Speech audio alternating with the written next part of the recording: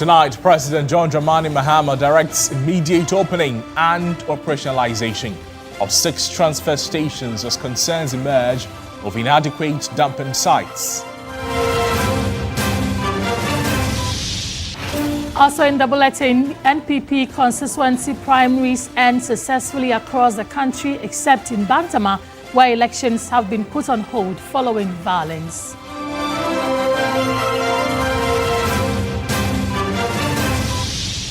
Tonight, as Ghana joins the rest of the world to mark Population Day, attention is turning to the country's increasing rural-urban migration.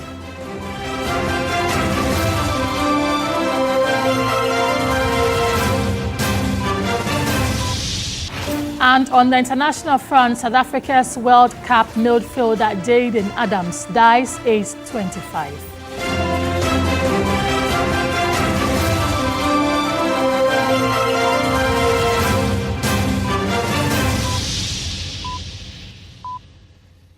We have details of these and more in the next 60 minutes. Stay with us. Let's start off from the Ashanti region and do some politics because 3 people have been detained by the police in the region for their alleged involvement in a violence which disrupted the Bantama NPP constituency executive elections on Saturday.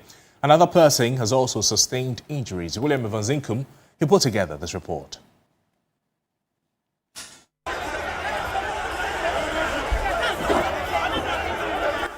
Over 1,000 delegates were expected to go through a smooth electoral process.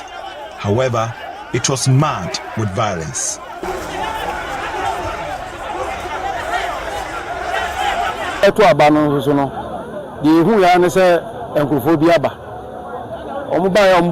As we were going through the process, some people invaded the polling center and began destroying the electoral materials.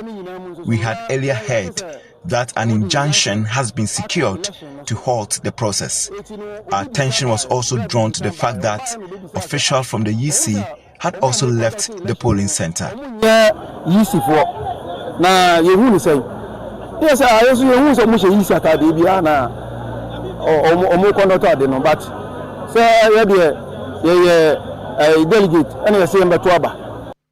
Electoral materials were all destroyed. An exercise to elect constituency executives was halted. The scene was chaotic.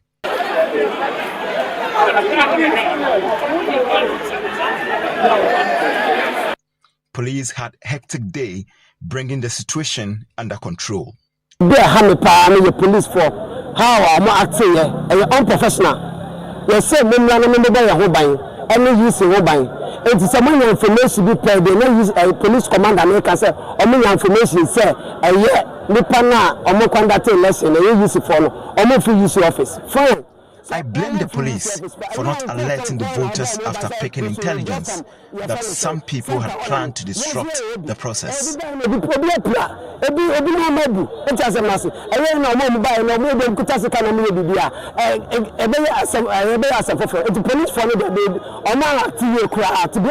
Three people were arrested, including a former constituency organizer.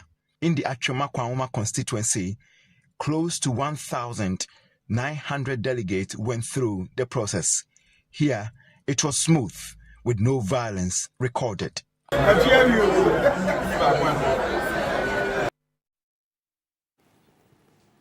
So, well, the NPP's constituency executive elections, it has ended in some parts of the country, but the exercise is still being watched closely because of disputes in some constituencies, for instance. The Electoral Commission, they earlier said it was ready to supervise the polls at all the voting centers nationwide, with voting scheduled for Saturday and Sunday. But even before voting began, some constituencies were already facing legal and internal party challenges. In the Greater Accra region, for instance, attention has been on the Abdekuma North constituency. Botiano English Yamanfro is also involved. Wejagbawe is also included, where aggrieved party members challenged their delegates register. Well, the party's 2028 flag bearer, Dr. Baumia, has urged candidates and members to remain united, saying regardless of the outcome, the party remains one family. But the election has not been without incident, and we just heard from William Evanzinkum updating us on what happened in the Ashanti region, particularly the Bantama constituency. We're working the phone lines to speak with the Director of Elections of the NPP, Evans Nimako. I understand is joining us. So Nimako, thank you so much for joining us. Good evening to you. Good evening, my pleasure for having me. Which constituencies have successfully completed voting and declaration, and which ones are still outstanding as we speak? If you can give us a number. Well, I mean, considering the guidelines given, we have today and tomorrow for this whole exercise of having constituency delegate conference, and then the delegates will elect for us constituency officers across the 270 constituencies. Where we've had issues, the party steering committee has issued a directive that we will not conduct elections in constituencies where we've had court injunctions. And so, speaking to you, across the country today, we've had a very successful constituency conferences that have elected our constituency executive.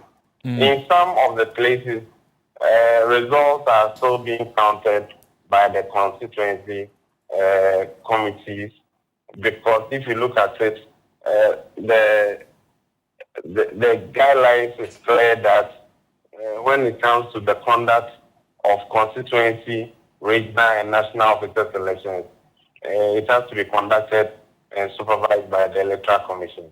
So we engage the Electoral Commission, the Ghana Police Service, and other stakeholders. So across the country, we are ensuring that we get this exercise done successfully. And information that has come through from our party officials, representatives of the Elections Committee, we've had a very successful exercise today. Granted, but there were pockets of violence in some constituencies, and what we're seeing on the screen right now is what happened in the Bantama constituency, for instance. Can you tell us what happened and what steps the party is taking to resolve that, as well as some other constituencies where the delegates are not very happy with how things are turning out there in relation to the constituency executive elections? Also, I was not in Ashanti region. I was in Greater Accra Eastern region. The issue that came up, I've seen some pictures. Because of security implication, I will wait a little while and get detailed security report from the Ghana Police Service, and then we can speak to the issues. You partly answered the concern about injunctions being put by some members of the party in relation to the elections. What exactly is the party's plan to address the various concerns that appear to be coming from the contents of the register? Well, I mentioned to you earlier that the position of the party is that where we have been served with the injunction, we will respect the decision of the court and wait for the final determination of issues before the court. And so the party gave the direction that constituencies where we have been served with injunction suits, we will not go ahead. And we have this communication with the Electoral Commission. And so it is clear in the directions given by the party that we are not going to go ahead to conduct constituency delegate conferences in constituencies where we have been served with injunctions. And finally, at all times, the party has insisted and directed that our party members must exhaust our internal mechanisms of resolution of issues before they resort to the court. But I mean, when it comes to people's rights, you cannot say you, by your own arrangement, you want to infringe upon their rights. But as much as possible, for all party issues, it's been directed that you need to exhaust our internal mechanisms of resolutions before you could go to court. But once an individual, a party member, elects to go to court, the party is bound to respect the decisions of the court. And Mr. Nimaku, briefly, so particularly for the Bantama constituency, the elections will be redone tomorrow? I need to get a report from the regional national representative in charge of the constituency elections to know the actual development, and then I can speak to you. Thank you. Evans Nimaku is Director of Elections of the NPP, speaking with us there. Well, still with the party, the NPP today successfully conducted its constituency executive elections across all constituencies in the Upper East region. In the Bawku Central constituency, party leaders called for peace and unity, urging members to work together to return the party to power in the 2028 general elections. Castro Sanyala reports from Bawku. The election held at the Bawku police station saw 1,172 delegates cast their ballots to elect 11 constituency executives from a pool of 25 aspirants. The voting process commenced smoothly with security provided by personnel from the Ghana Police Service and the Ghana Armed Forces to ensure a peaceful exercise. By 2 p.m., majority of the delegates had cast their vote and patiently awaited the official declaration of the results. Speaking to the media, the secretary of the election committee, Abubakar Idrisu Bawa, appealed for lasting peace in Bawku and called on party members to remain united and committed to returning the NPP to power. We expect all contestants to accept what the voters have decided. After all, it's one party. There is no loser, there is no winner in that contest. You are still a member of the party. You should exercise patience. Today might not be your term. Tomorrow will be yours. Across the Upper East region, a total of 13,218 delegates participated in the constituency executives elections. Hajia Fozia, the women's coordinator for the North Natinga electoral area in Bawku, expressed confidence that the newly elected executives would work diligently to strengthen the party and help secure victory for Dr. Mahamudu Bawumia in the 2028 presidential elections. Coming 2028 election, we want MPP to come back to power. I casted my votes, and I need the chairman, the secretary that is coming to bring back Dr. Mahamudu Bawumia for our victory 2028. Inshallah. Away from that, the government's two-day nationwide cleanup exercise has officially ended, with many communities recording significant progress in clearing choked gutters and drains. However, despite the success of the exercise, concerns remain over the large heaps of debris and sand left along roadsides and beside gutters awaiting collection. A tour of some streets in Accra, particularly within the Ablekuma South, Ablekuma North, and Accra Metropolitan Assembly areas, revealed that while many drains had been thoroughly desilted, the collected waste has yet to be transported to designated disposal sites. Piles of sand, plastic waste, and other debris were seen lining several roads and drainage channels. Some traders operating in these areas expressed concern that delay in evacuating the waste could disrupt business activities. They noted that the heaps occupy portions of walkways and roadside spaces, making it difficult for customers to access their shops. If we can do this every month or every 2 months. Every 2 months to help. Yeah. Now I see a lot of debris in front of your shop. So we are trying to collect them, as you can see them doing.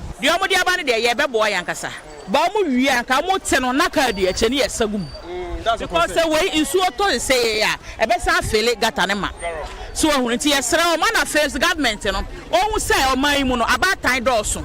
Single parent dorsum or my moon. It is a baby, no, by a Saturday, no, the best Saturday, because in cross of phoning in Abba, ever did just Saturday on crash. Saturday, it's not high. At least Thursday, Friday, dear. Yeah, the yes, a year or mine.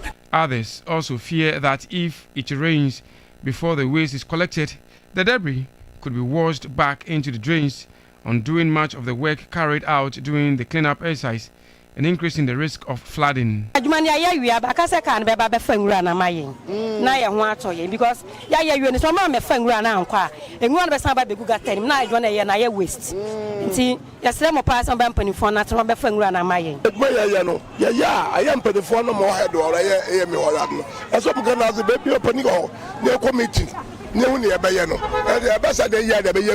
I would like to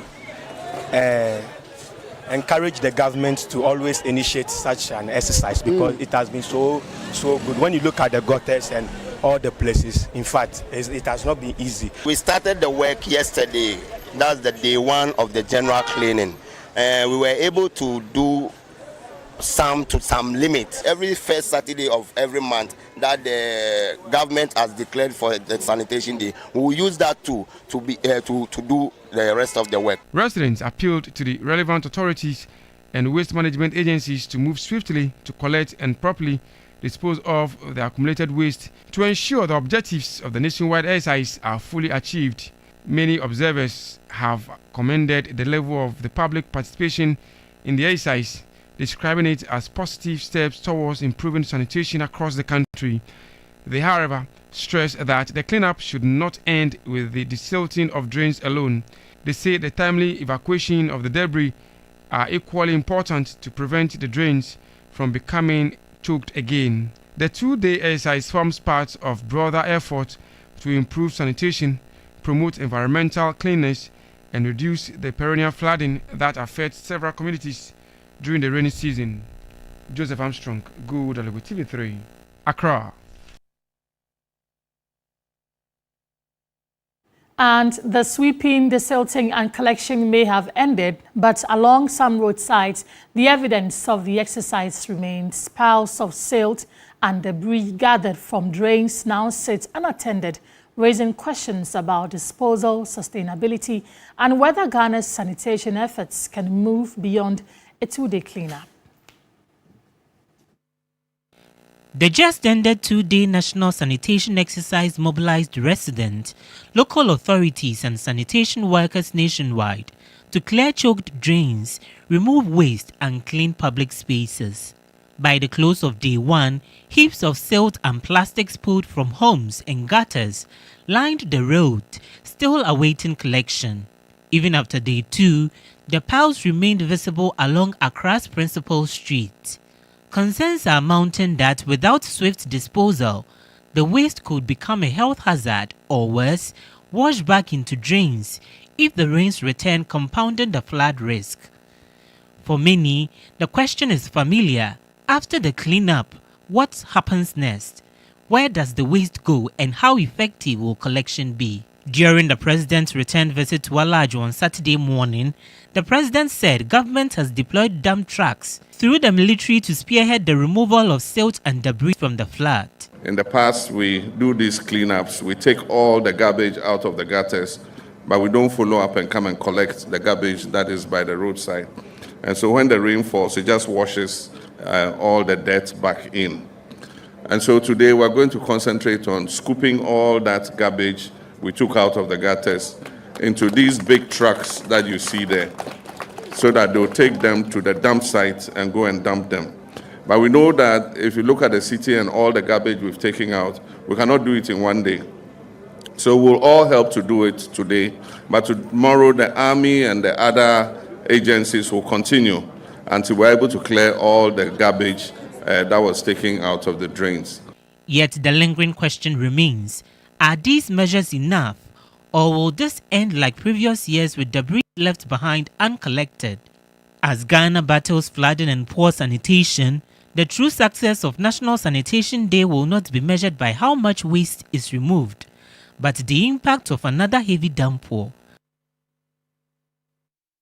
Well, President John Dramani Mahama has directed the immediate opening and operationalization of 6 transfer stations that were built more than 9 years ago, and the aim is to support the disposal of refuse collected during the national cleanup exercise and prevent the waste from returning to drains during rainfall. Speaking on day 2 of the national cleaning exercise, he said the move was necessary to address a recurring challenge where waste collected from drains left by the roadside and later get washed back into the drainage systems. I want all of us to remember that today is day 2 of the national cleaning exercise. Yesterday, the turnout was fantastic, very good. People came out and helped to clean their neighborhoods. Today, the turnout is also good, but I'm just calling on those who are still in the houses and haven't come out. Please come out and come and join us so that we clean the city after the flood. Yesterday, one of the directives I gave was that in the past, we do these cleanups. We take all the garbage out of the gutters, but we don't follow up and come and collect the garbage that is by the roadside.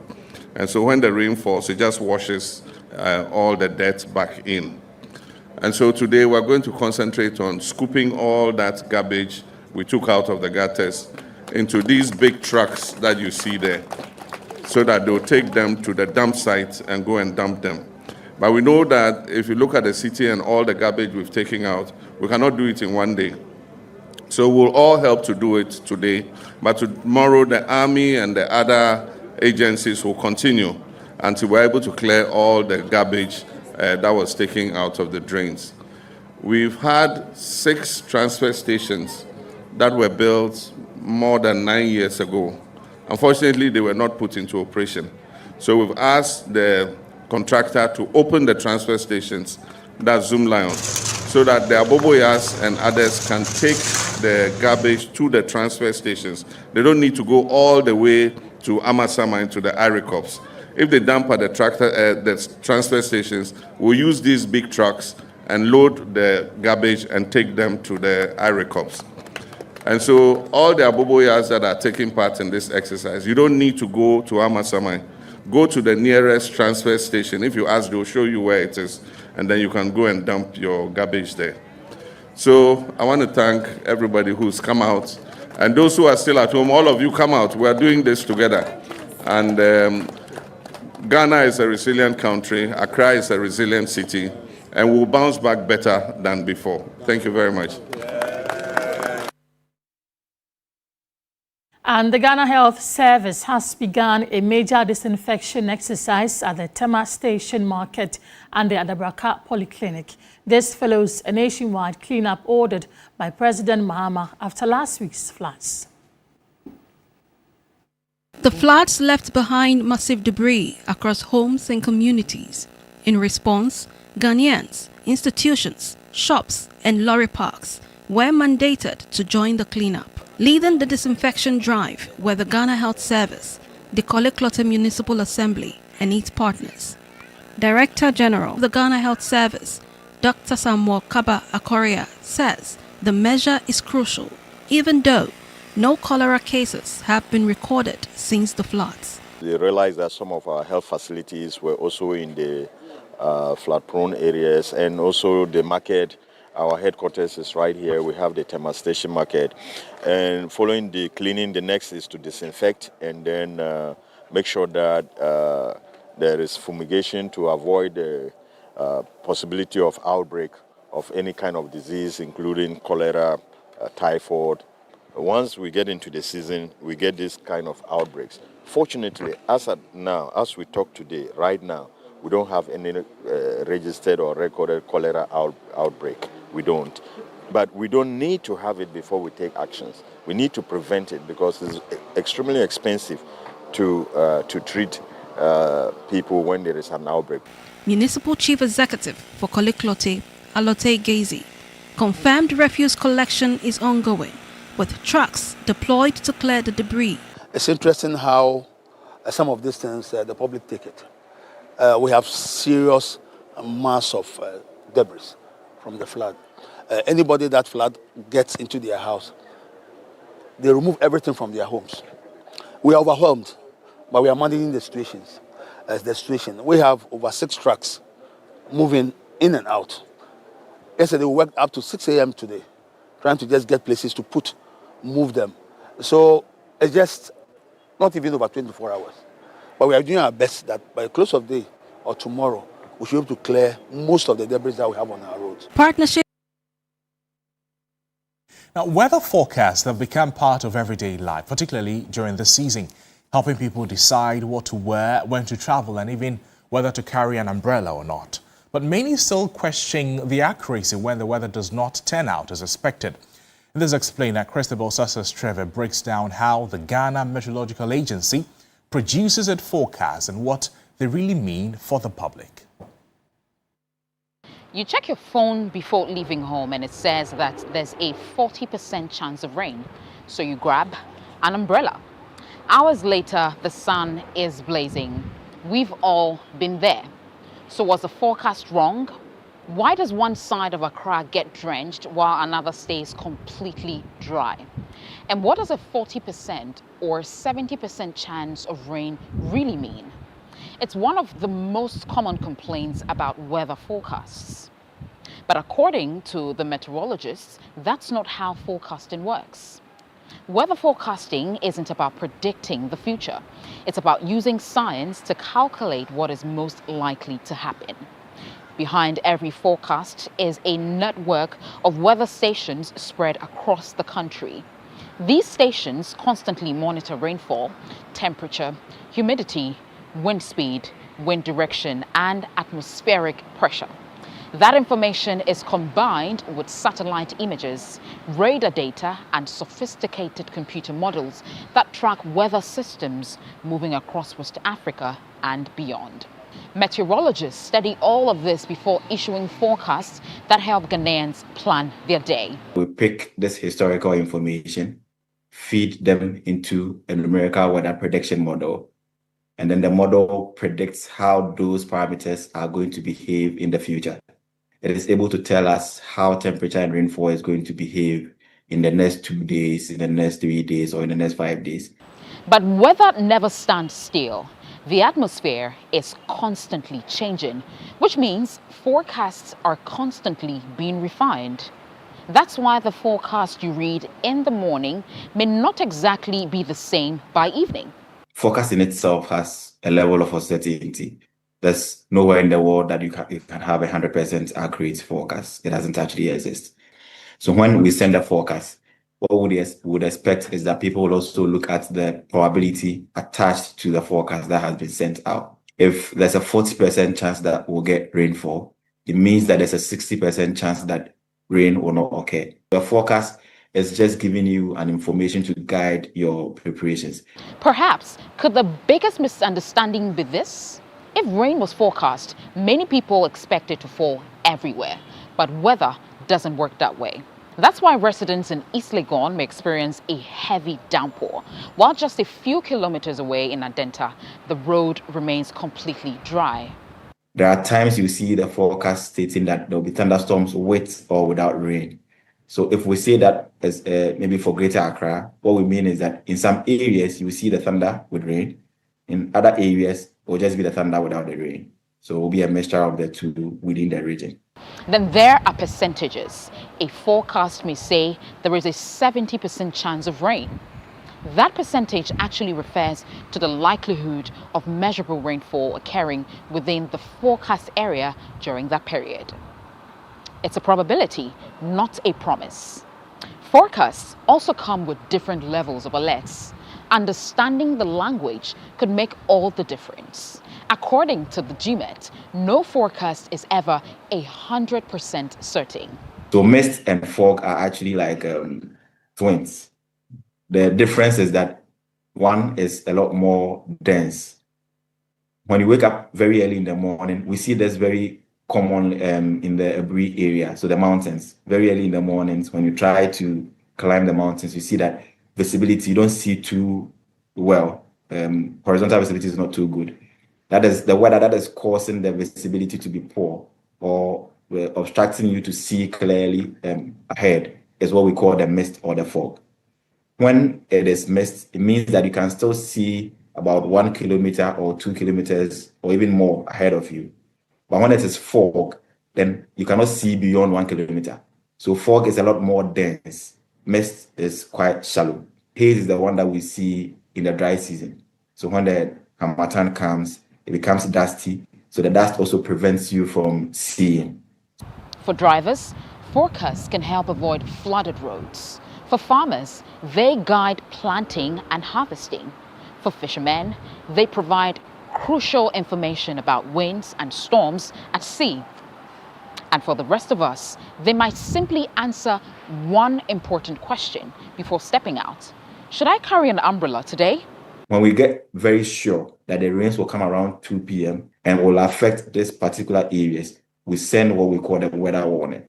So warnings actually have a very high accuracy. Anytime you see a warning, it means that the likelihood that it will occur is very high. So we follow it up with the short range forecast. So you know from the morning to the evening what time of the day that rains are likely or when there's no rain expected.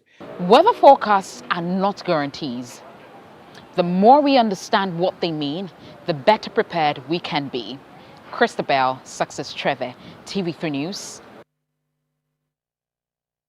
Weather News segment is brought to you by Syntex Tank.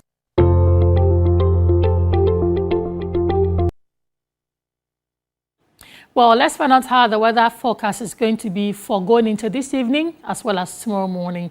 And this evening, thunderstorms of rain are likely over parts of the northern, transition and middle sectors. The southern half of the country will remain mostly cloudy with a chance of slight rain expected over some coastal and inland towns. Mist of fog patches may form over the coast, forests and hilly areas early tomorrow morning, leading to reduced visibility. Coming up are the forecast figures for tonight.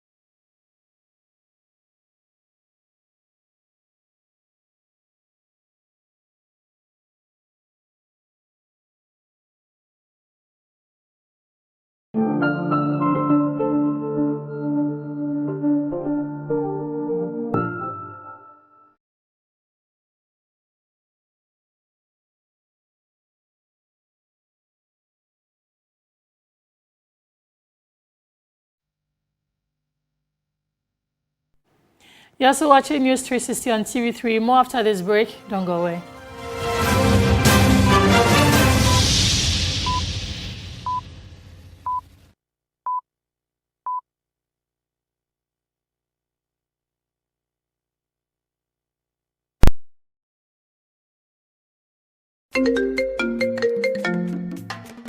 Hello, my name is Pamela from Customer Service. Please revalidate your account by texting your Ghana card number to 0500,000 247.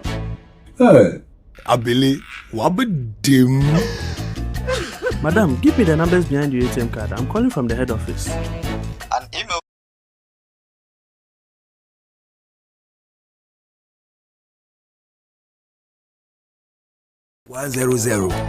Thanks for sending your bank card details. Send the OTP now to avoid cancellation.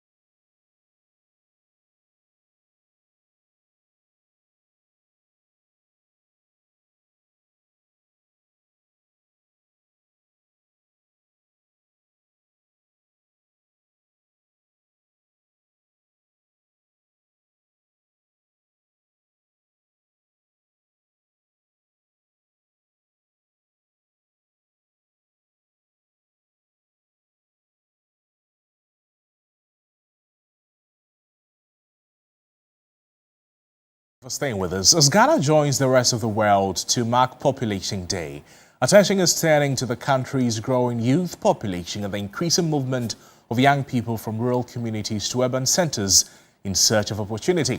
Now, while migration has long been part of development, experts say the pace of urban growth is putting enormous pressure on cities and called for improved urban planning, among others. Here's a report by Evelyn Tengma. Every day, young Ghanaians leave their hometowns with one goal: to find opportunity. For many, that journey ends in the capital, Accra, while others settle in Kumasi. But while the dream is big, the reality is often more challenging. This year's World Population Day is being observed under the theme Realizing the Hopes and Aspirations of Young People Today and for the Future. In Ghana, that conversation is increasingly about where young people are choosing to live. The Ghana Statistical Service estimates the country's population at 34.4 million, but Ghana's cities are growing even faster. Between 2010 and 2021, the urban population increased by almost 4.93 million, with nearly half of that growth concentrated in the Greater Accra and Ashanti regions. Accra remains the country's biggest migration destination, recording a net migration gain of more than 1.1 million people. The effects are evident in rising housing costs, traffic congestion, overstretched hospitals, poor sanitation and growing pressure on public services. Young people are at the center of this transformation. Nearly 11.8 million Ghanaians are between the ages of 15 and 35, and more than 60% of them now live in urban areas. If we are able to find a way to create more jobs in those communities, I think it will go a long way to help with the population that has been increasing in Accra recently, because the population that has been increasing in Accra has caused a lot of, let's say, both positive and negative. It's like as if we are having more negative effects than the positive ones. When I'm done, I would like to start my own job, and starting your own job in other areas outside Accra is quite difficult because the opportunities are not around. Sometimes it's the course we choose. Other times too, I'll say the government should help. Yes, should create more jobs. We've been saying this for a long time, and also we have to get ourselves acquainted. We should learn some skills because life already over here is difficult. Everybody is busy struggling to get what they need. Environmental health expert Dr. Elvis Chirejiabo says addressing the environmental and health impacts of migration will require improved urban planning and better waste management systems. He added that expanding access to decent housing and basic public services is essential rather than focusing on efforts to discourage migration itself. Most of these individuals migrating are coming from a poor socioeconomic background, hoping to better their lot. So they do not have the money to come and rent an apartment or a room that has a waste management service or even a proper human dignity services such as a toilet and bath. And so when that happens, it means that they get exposed to very poor environmental health conditions. It affects their health in the long run. As Ghana joins the rest of the world to observe World Population Day, one message stands out. Investing in young people is investing in the country's future. Their hopes, aspirations, and potential could become the engine of Ghana's next chapter if the right opportunities are created today. Evelyn Tengma, TV3 News, Accra. And for many Ghanaians who travel frequently, passport stamps are increasingly becoming a thing of the past. Many countries now issue electronic visas, allowing travelers to apply online without visiting an embassy or receiving a visa sticker in their passport. Nura Mohammed has been speaking to some Ghanaians on whether they will miss the old stamps which served as a physical record of the countries they have visited. Ghana is among the countries introducing electronic visa services as part of efforts to modernize immigration procedures and improve convenience for eligible travelers. According to the International Air Transport Association, more than 70 countries and territories now offer some form of e-visa, while many others still rely on traditional paper visas and passport stamps. The next major change is expected in Europe. The European Union's entry-exit system will replace manual passport stamping across the 29 Schengen countries. First-time travelers will register their facial images and fingerprints, creating a secure digital travel record that can be used for future border crossings. The system is designed to strengthen border security, reduce fraud, and speed up immigration procedures. While Ghana continues to stamp passports, its ongoing digital transformation raises questions about whether electronic entry and exit records could one day replace a familiar ink stamp. For seasoned travelers, losing passport stamps may mean saying goodbye to a cherished travel keepsake. Travelers at the Accra International Airport shared mixed opinions. Everybody is entitled to their opinion, but I think I prefer the e-visa. It's faster. Once you're able to scan, you can do like a self-checkout yourself. You don't need anybody. You scan that, you print out your stuff, you put on your luggage, you drop it off at the luggage drop-off point, and you're good to go. There's no like long queues, stay here, move to the next place, let me see your face, open to this page. No. You scan, you get to go. Well, as for me, I don't want to show. I don't want to show like people to see that I travel to this place. No, I'm okay with anyone. Well, we know to progress, we have to do like the Europeans do and other countries do, but progress is not necessarily advantageous to everyone. I personally would prefer the stamping into the passport, because when I travel to different places and I tell someone I travel, what is the proof if you don't show them a stamp of entry or something of that sort?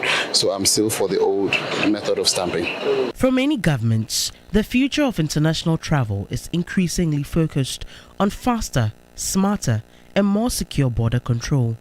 Is Ghana ready to say goodbye to passport stamps? Only time will tell. Nura Mohammed, TV3 News, Accra.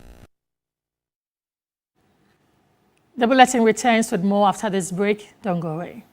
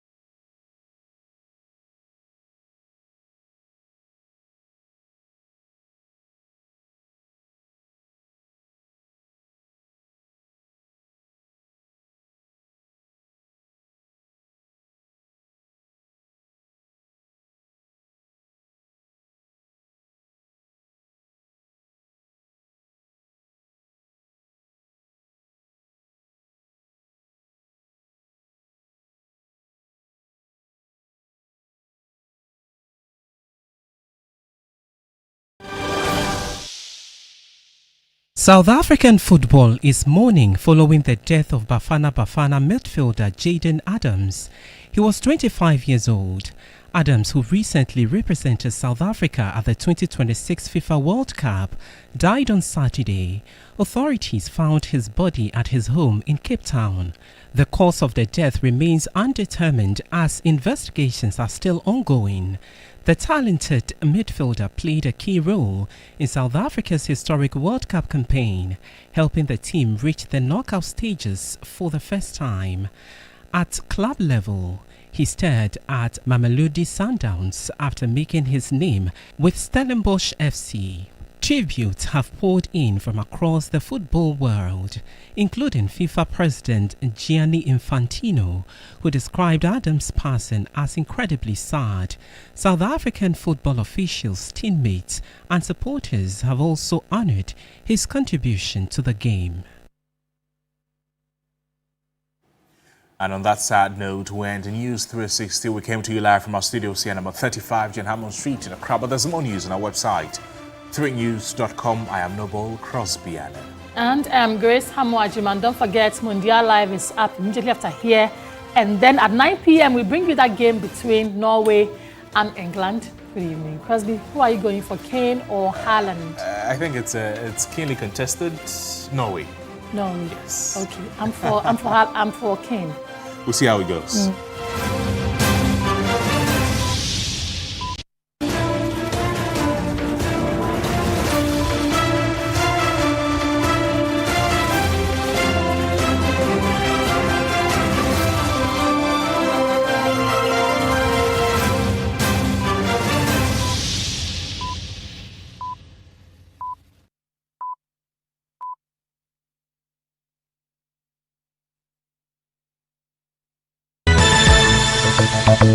La